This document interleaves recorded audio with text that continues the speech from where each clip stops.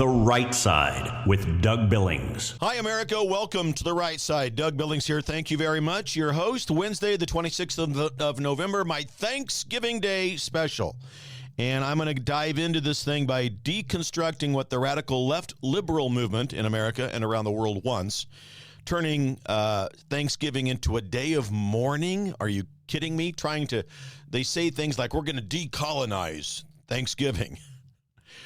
We are going to have a show today packed with gratitude, history, and the unvarnished, unapologetic truth about the exceptionalism of America.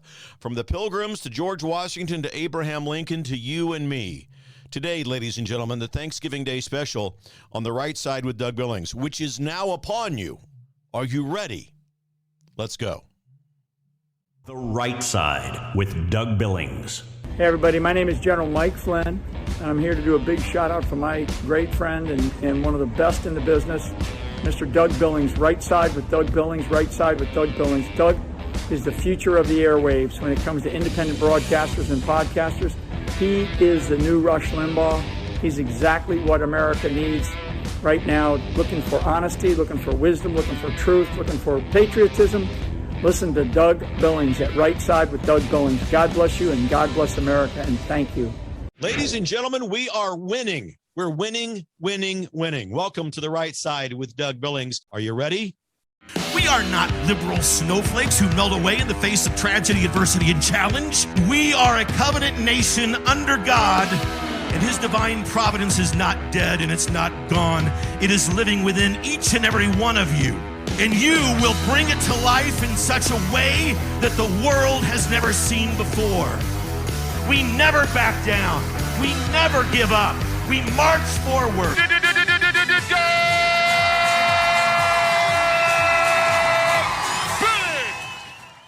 Okay, ladies and gentlemen, let's start by giving thanks. Seriously, thank you for being here, first of all. Thanks for being part of The Right Side. Thanks for being on The Right Side. Please continue to bless us. We know and I give you this show free of charge. I never charge you for it, never would. Thank you for blessing me over at dougbillings.us with contributions. Many of you have set up $5 a month recurring contributions to the program so I can keep it going. Thank you for that. For those of you who haven't, please prayerfully consider doing that this Thanksgiving. And thanks also for subscribing to my YouTube channel, which has been restored. Got a letter from the higher ups. The executives at YouTube said, Doug, we're sorry we canceled your channel by mistake. Right. At any rate, it's back, and you can find me on YouTube at The Right Side Doug Billings, at The Right Side Doug Billings. So, 2 calls to action. Head over to dougbillings.us.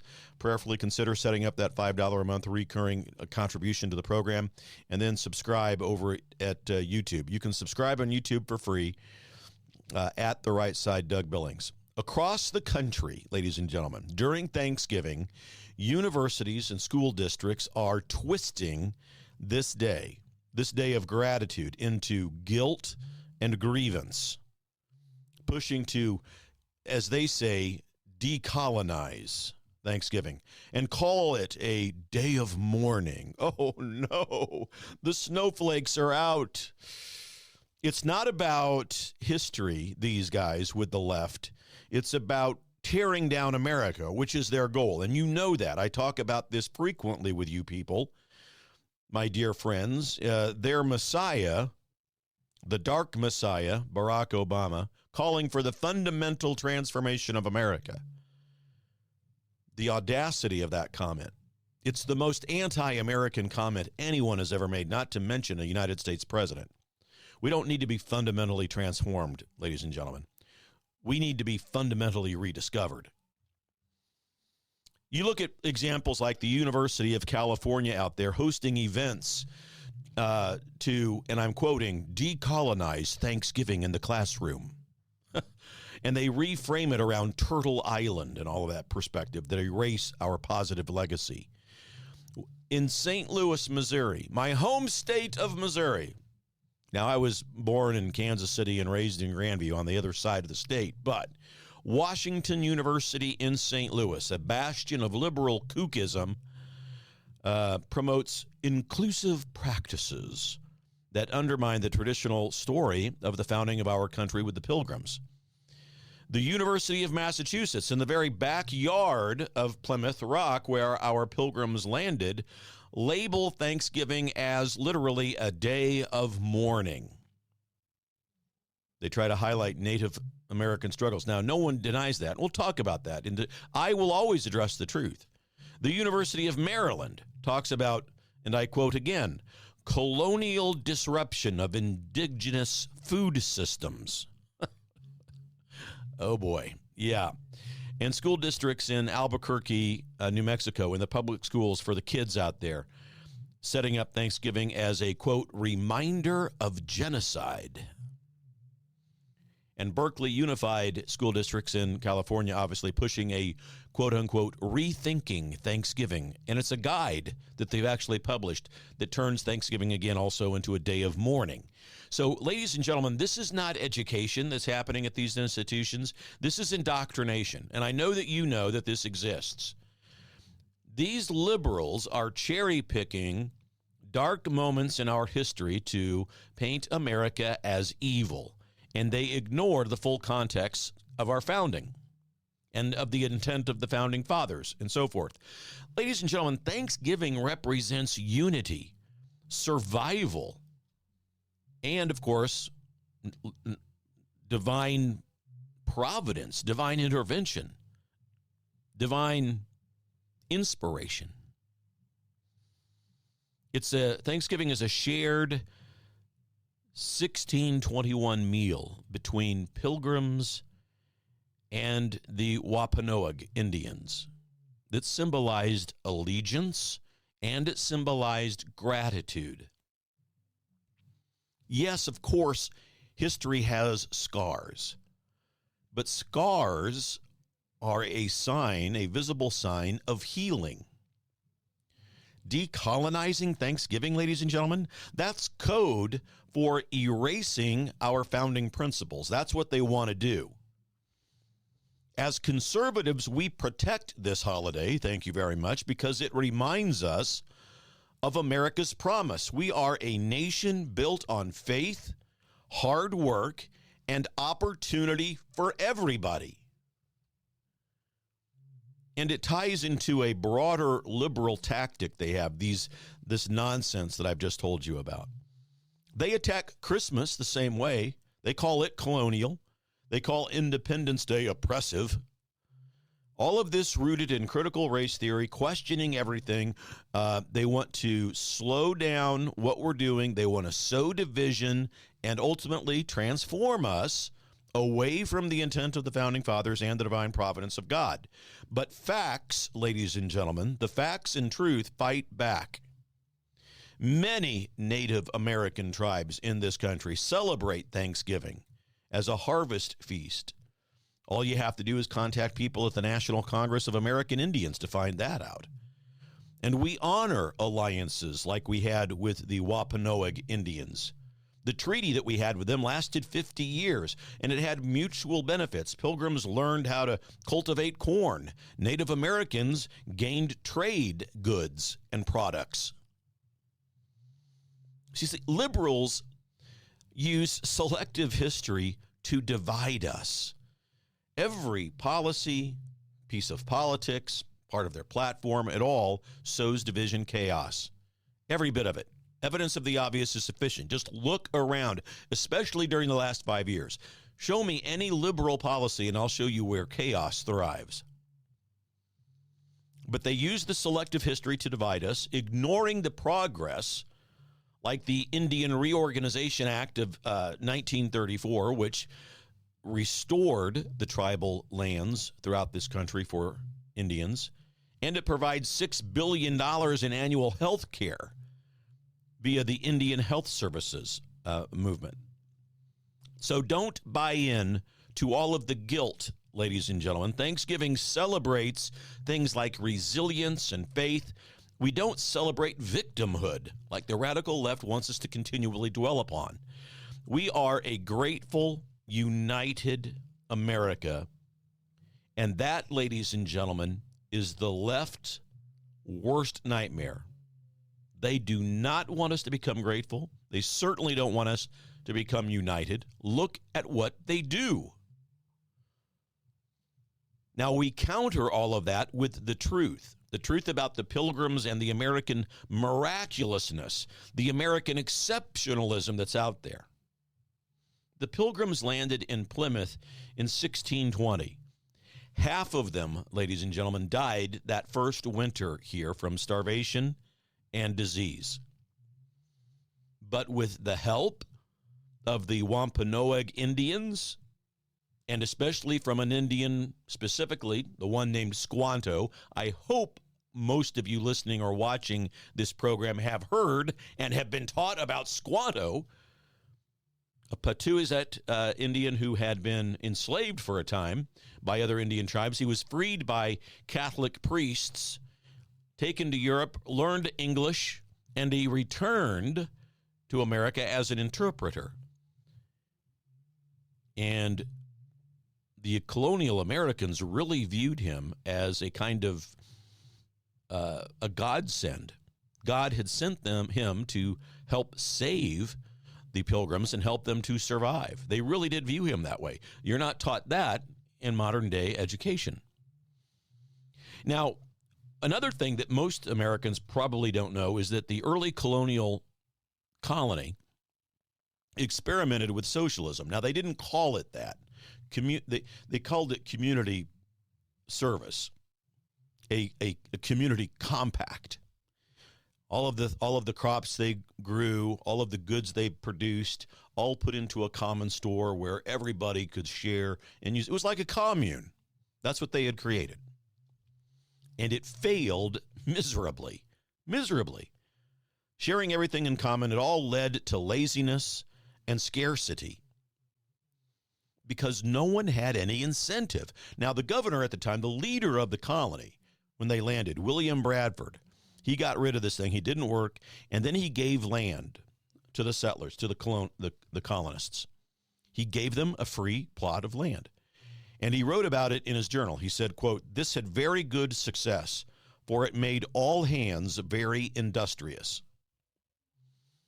Crops boomed, and prosperity followed. And that's a lesson for us, even back then for this Thanksgiving, the very original Pilgrims.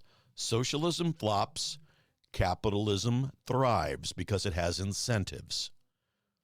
You know, Rush Limbaugh, the great Rush, reminded of this every Thanksgiving.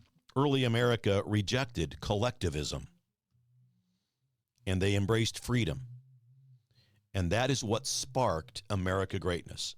That's what sparked it all.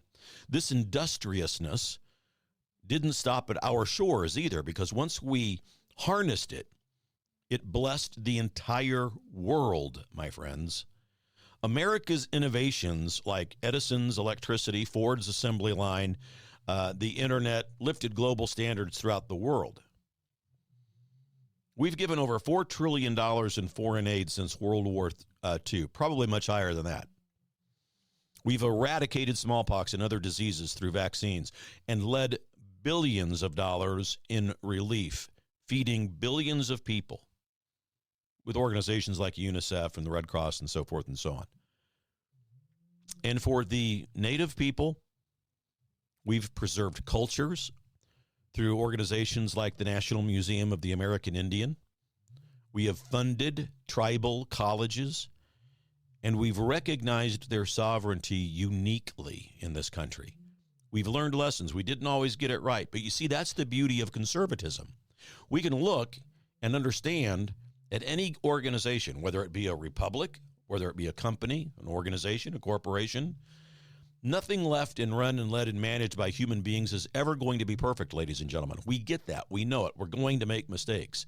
Conservatives learn from them. We teach real history so that we can learn from the mistakes of our past. Liberalism wants to erase history, and it dooms us. It dooms us to repeat history. And in America, in this exceptional place, minorities thrive as well. Black entrepreneurship is at record high levels. Hispanic homeownership up 50% in the last few years. Scars like slavery and segregation are real. We don't deny them. We've confronted them. The Civil War obviously ended slavery, and we have civil rights laws that integrated our societies, and we're proud of that. No nation is perfect, but at least America pursues good, and we recognize divine providence of God, and we aspire to that. We have liberated continents, ladies and gentlemen. Defeated fascism in World War II, communism in the Cold War, and as Dinesh D'Souza says in his great movie, America, Imagine the World Without Her,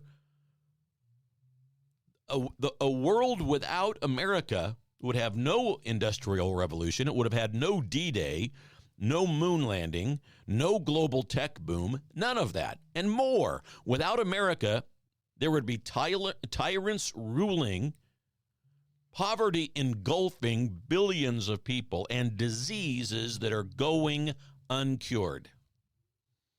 No, America is a force for good, ladies and gentlemen. We export freedom. We export hope, liberty, freedom. We are not perfect, but we aspire to it. And American Indians had great contributions to our success throughout all of it. Navajo code talkers saved lives in World War II, and we honor that.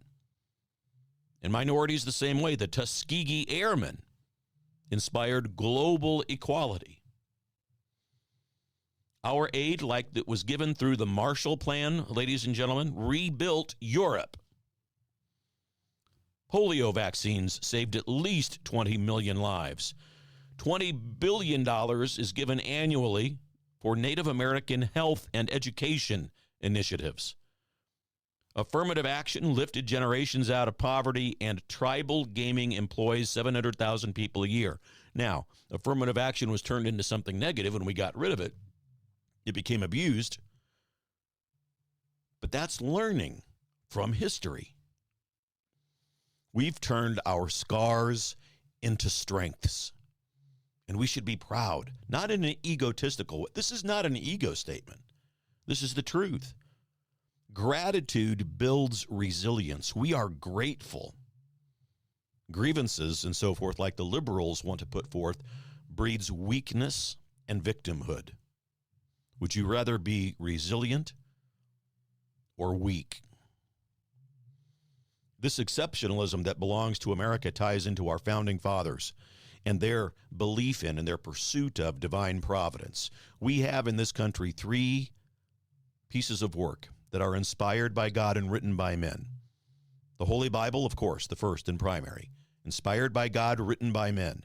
The second and third, the American Declaration of Independence and our Constitution, also inspired by God, written by men. And our founders were flawed human beings, like you and me. Are you flawed? I certainly am. But they created a republic, and they had specific and very passionate debates about not creating a democracy. They wanted to avoid mob rule, and you'll notice that the radical liberal movement in America will never refer to America as what she is, a republic. They continually call us a democracy. They yell at me, Doug Billings, on the right side, you're a threat to our democracy. Yeah, okay, whatever. You know what I mean? They are under orders, literally. I'm not making that up. They are under orders from the political class, the Communist Socialist Party, formerly known as Democrats. They give orders to themselves, to their party, do not call us a republic. And likewise, they give orders to their minions on social media and in the mainstream media. Don't call us a republic. And they don't do it because republic is the root word of Republican. And in America, we have a Republican form of government because we are, in fact, a republic. The founders wanted a republic to temper passions through representatives. Madison warned and talked about this in the Federalist Papers, Federalist number 10. Ladies and gentlemen, if you have not read the Federalist Papers, that is your homework assignment. Democracies cause turbulence, Madison said. Hamilton also feared Democrat democracy violence. You wonder where have you seen turbulence? Where have you seen violence lately in the United States? I wonder if you might have noticed that it's only in the cities that are run, led, and managed by the Communist Socialist, formerly known as Democrat Party. Is it ironic that chaos is what always prevails in those cities? Is it ironic that they want to inflict chaos upon us? Maybe because they want to break down and follow the words of their dark messiah, Barack Obama, who told them to fundamentally transform America. And the fastest way to do that, in their view, is to inflict chaos. Because if they do it enough and with great success, they believe that we will come to believe that we must depend on the government to help us, not the divine providence of God. And they looked, the founders did, to ancient Athens and their democracy, which killed Socrates by a vote because he spoke out too often. The mob voted to execute him. Liberals stir chaos with riots, arson, and anarchy, calling us a democracy simply to foster division. And the founders debated this, and they debated slavery very passionately. Benjamin Franklin called it execrable. The Constitution, ladies and gentlemen, I wonder how many people know this, the United States Constitution banned slave imports after 1808, and then the Northwest Ordinance outlawed all slavery in the new territories. They built tools for progress, the founders did, like the amendment process in our Constitution, leading to the 13th Amendment that abolished slavery. You see, they knew that in time the people would work towards ending it. That's what the founders wanted, and it was so. George Washington prayed at Valley Forge. Franklin called for prayer at the Continental Convention. And Franklin said, "Except the Lord build the house, they labor in vain." The framework that they set up freed the world, ladies and gentlemen. World War II saved millions from the Holocaust. Cold War, the victory there liberated Eastern Europe. Our charity as Americans, $500 billion a year. Penicillin that we invented saved 200 million lives. GPS systems save people in emergencies around the planet. Even our Clean Air Act inspired international standards. Our alliances with military groups and countries prevents wars, and the dollar stabilizes trade. For minorities, we've given the GI Bill as just an example of veterans' benefit, regardless of color. Tribal lands are protected, 56 million acres. We are a beacon of blessing to the world, and our founders' educational system and recipe is something that you should all look at. It fostered virtue. The Founding Fathers wanted in colonial and early American educational curriculums the Bible to teach morality, philosophy for thinking. Philosophy teaches us how to be critical thinkers. Science, of course, for discovery. Civics to learn about our government and how it works, rooted in faith. And that's all in the Northwest Ordinance. Contrast that with today. Yes, we had the arts, sciences. Latin was in there because that's the language of science, and physical fitness. And you contrast that with today's, the decolonization efforts. That's nothing but division. The Pilgrims self-taught themselves how to survive here with the help of the Indians. And we mirror that. We recognize that. We honor it. We remember it, and we're thankful for it, turning a hardship into a harvest. Thanksgiving evolved from that first 1621 feast into a national day.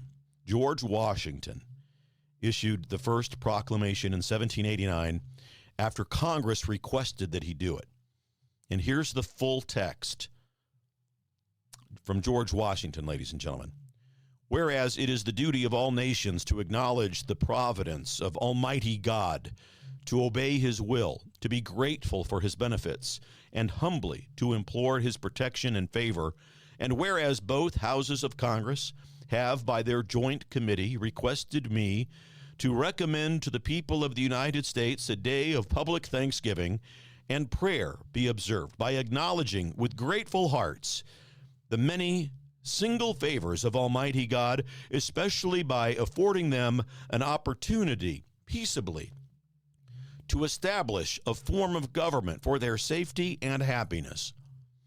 Now, therefore, I do recommend and assign Thursday, the 26th day of November, the next, to be devoted by the people of these states to the service of that great and glorious being who is the benefit, author, and of all that is good in the world, that is, or ever will be, that we may then all unite in rendering unto him our sincere and humble thanks for his kind care and protection of the people of this country previous to their becoming a nation, for the single and manifold mercies and the favorable interpositions of his providence which we experienced in the course and conclusion of the late war, for the great degree of tranquility, union, and plenty which we have since enjoyed, for the peaceable and rational manner in which we have been enabled to establish constitutions of government for our safety, our happiness, and particularly the national one now lately instituted for the civil and religious liberty, which we are blessed with, and the means we have of acquiring and diffusing useful knowledge, and in general for all the great and various favors which he hath been pleased to confer upon us, and also that we may then unite in most humbly offering our prayers and supplications to the great Lord and ruler of nations, and beseech him to pardon our national and other transgressions, and enable us all, whether in public or private stations, to perform our several and relative duties properly and punctually, to render our national government a blessing to all the people by constantly being a government of wise, just, and constitutional laws, discreetly and faithfully executed and obeyed, to protect and guide all sovereigns and nations, especially such as have shown kindness unto us, and to bless them with good government, peace, and concord, to promote the knowledge and practice of true religion and virtue, and increase the science among them, and generally to grant unto all mankind such a degree of temporal prosperity as he alone knows to be best. Given under my hand at the city of New York, the 3rd day of October in the year of our Lord 1789, George Washington. Powerful and acknowledging God's favors in almost every sentence, seeking pardon, promoting virtue, and it set the tone for national gratitude, ladies and gentlemen.